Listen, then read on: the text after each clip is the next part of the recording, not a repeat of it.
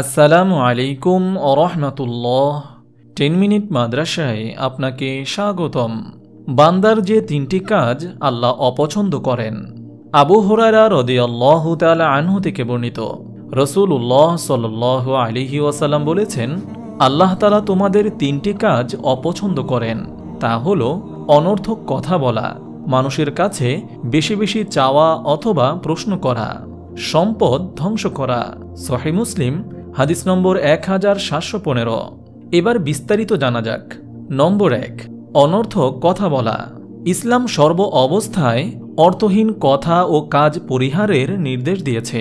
অর্থহীন কথা কাজ পরিহারকে মুসলমানের সৌন্দর্য বলা হয়েছে। রাসূলুল্লাহ সাল্লাল্লাহু আলাইহি ওয়াসাল্লাম বলেছেন, কোনো ব্যক্তির ইসলামের অন্যতম সৌন্দর্য হল অর্থহীন কথা বা কাজ ত্যাগ করা। সুনানে তিরমিজি হাদিস নম্বর 2318। আর যেসব বাক্যবয়কে মানুষের মন্দ স্বভাবের অংশ মনে করা হয় তা পরিহার করা মুমিনের জন্য অপরিহার্য। মহানবী সাল্লাল্লাহু আলাইহি ওয়াসাল্লাম বলেছেন, মুমিন কখনো দোষারোপকারী, অভিশাপদাতা, অশ্লীলভাষী ও গালাগালকারী হতে পারে না। সুনানে তিরমিজি হাদিস নম্বর 2013। নম্বর 2, বেশি বেশি চাওয়া। মানুষের কাছে বেশি বেশি হাত পাতা তথা ভিক্ষাবৃত্তির মনোভাব ইসলামে নিন্দনীয়। কেননা ইসলাম সবল, সামর্থ্যবান ও স্বনির্ভর মানুষ পছন্দ করে এবং নিজের অবস্থার পরিবর্তনের জন্য আল্লাহর কাছে প্রার্থনা করতে বলে। মহানবী সাল্লাল্লাহু আলাইহি ওয়াসাল্লাম বলেছেন, নিচের হাত অপেক্ষা উপরের হাত উত্তম। প্রথমে তাদের দিবে যাদের ভরণ পোষণের দায়িত্ব তুমি বহন করো। প্রয়োজনের অতিরিক্ত সম্পদ থেকে দান করা উত্তম। যে ব্যক্তি পাপ ও ভিক্ষা থেকে পবিত্র থাকতে চায় আল্লাহ তাকে পবিত্র রাখেন, এবং যে পরমুখাপেক্ষিতা থেকে বাঁচতে চায় আল্লাহ তাকে স্বাবলম্বী করে দেন। সহিহ বুখারী হাদিস নম্বর 1429।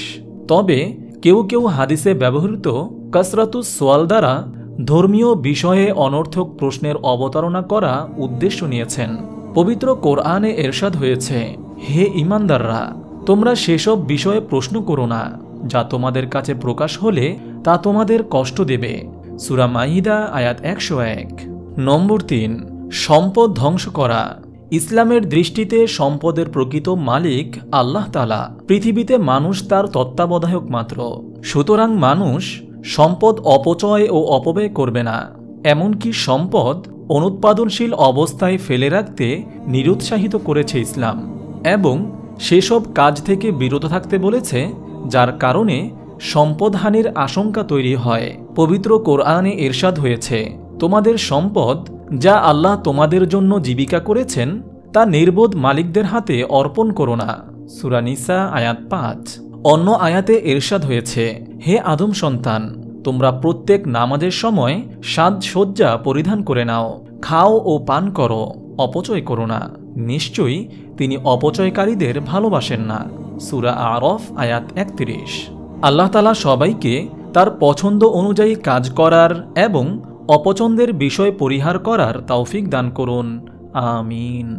আপনি যদি এরকম ভিডিও আরও পেতে চান তাহলে এই চ্যানেলটি সাবস্ক্রাইব করে পাশে রাখা বেল আইকনটি অন করে দিন।